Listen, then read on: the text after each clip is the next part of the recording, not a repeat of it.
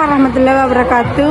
Perkenalkan, nama saya Ismendini Putri, kelas 11 IPS 1. Ingin membahas bab 2, yaitu KD1 dengan KD2. KD1 pertumbuhan ekonomi dan KD2 pembangunan ekonomi. Saya akan membahas dulu KD1. 1. Jelaskan pengertian pertumbuhan ekonomi. Pertumbuhan ekonomi mencakup konsep pertumbuhan dan pembangunan ekonomi, akumulasi modal pertumbuhan penduduk, serta kemajuan teknologi. 2. Jelaskan perbedaan pertumbuhan ekonomi dengan pembangunan ekonomi.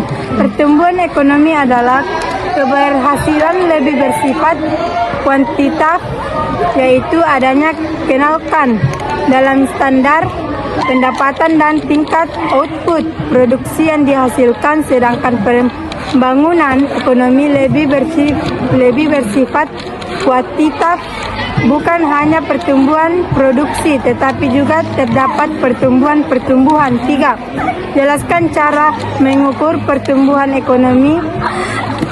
Salah satu cara untuk mengukur pertumbuhan ekonomi adalah dengan melakukan penciptaan pada pendapatan nasional. 4. Jelaskan pengertian kemajuan teknologi. Menurut para ekonomi, kemajuan teknologi merupakan faktor yang paling penting bagi pertumbuhan ekonomi. 5. Sebutkan teori-teori pertumbuhan ekonomi. 1. Teori pertumbuhan historis. 2. Teori pertumbuhan ekonomi klasik. 3. Teori pertumbuhan ekonomi non-klasik. A few moments later. D2. Pengertian pembangunan ekonomi.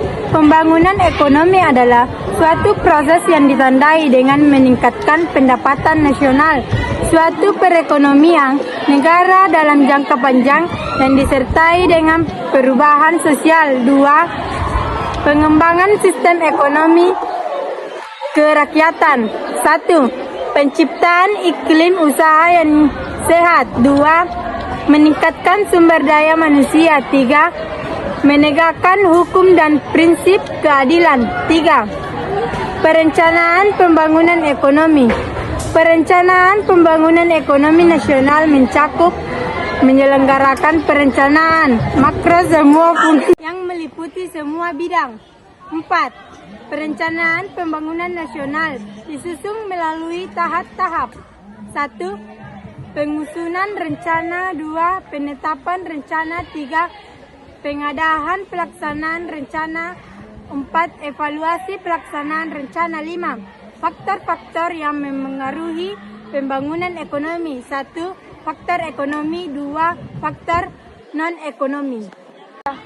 Itulah hasil diskusi saya. Mohon maaf bila ada kesalahan, dan saya akhiri dengan Assalamualaikum warahmatullahi wabarakatuh.